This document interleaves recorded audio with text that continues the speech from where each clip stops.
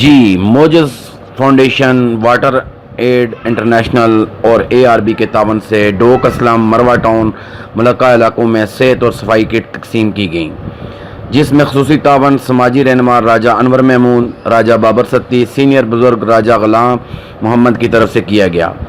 اس موقع پر CRP ملک دانیال، ملک رفیق نے عوام میں صحت و صفائی کٹ تقسیم کی۔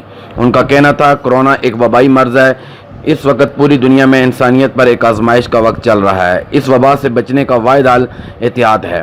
ہمارے دین اسلام نے بھی صفائی کو نصف ایمان کا درجہ دیا ہے، اس لیے عوام کو چاہیے کہ صفائی کا خاص خیال رکھیں، رش والی جگہ سے دور رہیں۔